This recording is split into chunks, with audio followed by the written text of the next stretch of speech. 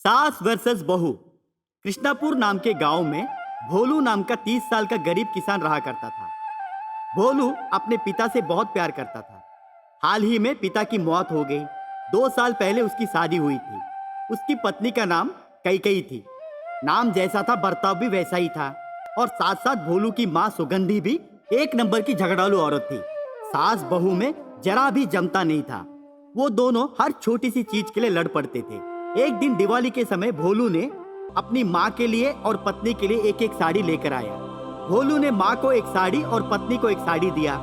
पत्नी को दिया हुआ साड़ी माँ को पसंद आई और माँ को दिया हुआ साड़ी पत्नी को पसंद आई। उस बात पर दोनों ने झगड़ना शुरू कर दिया। क्या हुआ बुढ़िया? कुछ ही दिनों में शमशान घाट पहुँचेगी, तुझे इतनी महंगी साड़ी चाहिए? तेरे बेटे ने तुझे महंगी साड़ी और मुझे सस्ती साड़ी देकर बहुत बुरा काम किया है। मैं उसे छोड़ने वाली नहीं हूँ और साथ साथ मैं तुझे भी नहीं छोड़ूंगी। याद रखना, वो साड़ी मुझे दे वरना मैं तेरे खाने में जहर मिला के मार दूंगी। बहू की बात सुनकर सुगंधी को बहुत गुस्सा आया और वो गुस्से में बहू को थप्पड़ मार दिया। थप्पड़ मारकर वो बोली, क्या हुआ चुड़ैल? मेरी साड़ी को मेरे हाथ से छीन लेगी? तेरी इतनी मजाल, 2 कौड़ी की औरत। मेरा बेटा मुझे दिया तो तुझे क्यों जलता है? आखिर तू होती कौन है मेरे और मेरे बेटी के बीच में आने के लिए?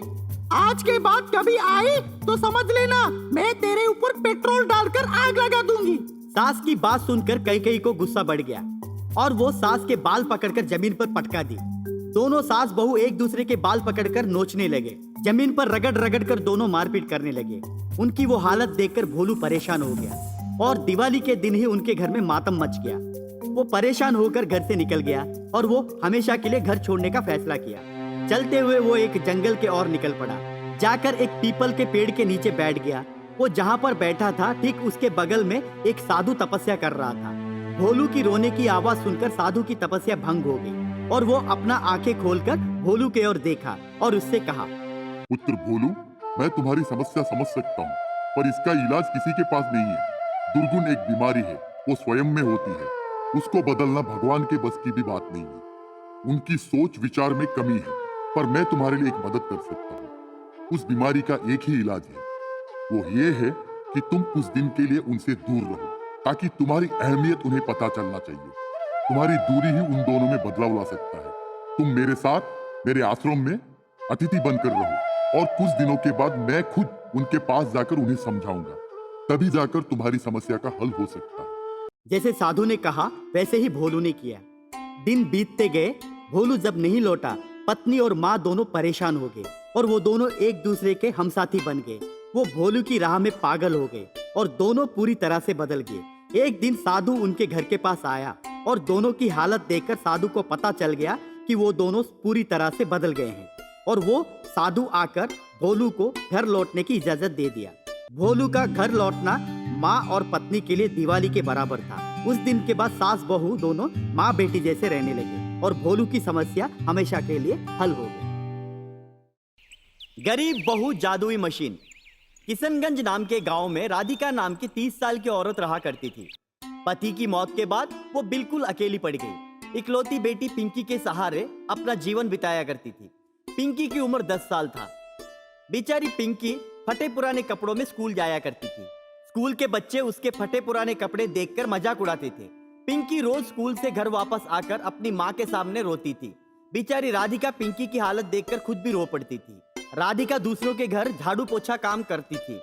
एक दिन एक घर में वो झाड़ू पोछा लगाते वक्त उस घर की मालकिन आकर उससे, राधिका, मेरे पास एक पुराना टेलरिंग मशीन है, हमें उसकी कोई जरूरत नहीं है। चाहिए तो वो मशीन ले लो ताकि तुम्हारे काम में आएगा। क्या तुम्हें मशीन चलाना आता है? मालकिन, मुझे तो मशीन चलाना भी नहीं आता है। मैं मशीन लेकर क्या करूंगी? वैसे भी मशीन लेकर घर में रखूंगी तो कहाँ रखूंगी? मुझे मशीन की कोई जरूरत नहीं है मालकिन। अरे पगली, मशीन अच्छा है, पुराना है पर ब्रांडेड है। तुझे नहीं चाहिए तो एक काम कर, मशीन लेकर घर में रख। कुछ दिन के बाद उसे बेच दे, वो पैसा तुम्हारे काम में आएगा। आज जाते समय तू मशीन लेकर जा, ऑटो मैं बुक करवा दूंगी और पैसा भी मैं ही दूंगी। मालकिन ने ऑटो में मशीन को डलवाकर राधिका के यहाँ भेजा। राधिका ने घर के एक कोने में मशीन रख दिया। रात को सब सोए हुए थे। तब मशीन अपने आप चलते हुए इस कोने से उस कोने तक चला गया और मशीन अपने आप पिंकी के लिए नए नए कपड़े सिलाने लगा। सुबह उठकर देखा तो बहुत सारे नए कपड़े थे और मशीन को देखकर राधिका चौंक गई और कपड़ों को देखकर और चौंक गई। पिंकी ने नए कपड़ों को देखकर झूम उठी और वो तुरंत जाकर कपड़े पहन ली, हंसते हुए अपनी माँ को गले लगाई। माँ बहुत थैंक यू मेरे लिए नए कपड़े खरीदने के लिए। मैं बहुत खुश हूँ माँ। अब मैं जाकर मैं स्कूल में सब बच्चों को मेरे नए कपड़े दिखाऊंगी। इतना कहकर पिंकी घर से बाहर निकल गई। राधिका के मन में यही चल रहा था कि ये मशीन ऐसे कैसे चलकर जा सकता है और बिना किसी की मदद से अपने आप सिला कैसे सकता है। उसी रात राधिका और पिंकी सोए हुए थे। अब वो मशीन राधिका के लिए नए नए कुर्ता और पायजामे सिलाना शुरू किया। अगले दिन सुबह होते ही राधिका फिर से चौंक गई और अब वो उस मशीन को बेचने का फैसला किया। मशीन को जब पता चल गया कि राधिका उसे बेचना चाहती है तो वो तब राधिका से बोल पड़ा। घबराओ मत राधिका, मैं तुम्हारा कुछ नहीं बिगाड़ूंगा, बल्कि मैं तो तुम्हारी मदद करने आया हूँ। मैं तुम्हें तुम्हारी गरीबी से हमेशा के लिए आजाद करने आया हूँ। तुम अपनी बेटी को एक अच्छी शिक्षा दो और उसकी जिंदगी संवार दो। मैं बस यही चाहता हूँ, मेरे लिए वो पुण्य का काम होगा। पर तुम हमारी मदद करना क्यों चाहते हो? आखिर तुम हो कौन? बिना परिचय के कोई किसी इंसान को मदद नहीं करता। मुझे लगता है तुम्हारी आवाज मैंने कहीं सुना है। कौन हो तुम जो मेरी मदद करने आए हो? राधिका, तुम मुझे पहचाने नहीं।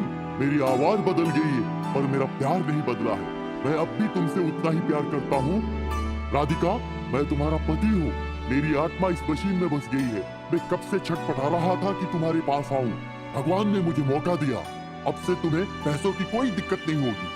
राधिका की आंखों में आंसू आ गए और वो मशीन अपने आप चलने लगा। मशीन चलते ही मशीन के अंदर से पैसे बाहर निकले और सोना, चांदी, हीरे, मोती, जेवरा सभी बाहर निकले। देखते ही देखते राधिका अमीर बन गई और वो अपनी बेटी को खूब पढ़ाई और वो मशीन को अपना पति मानकर चली।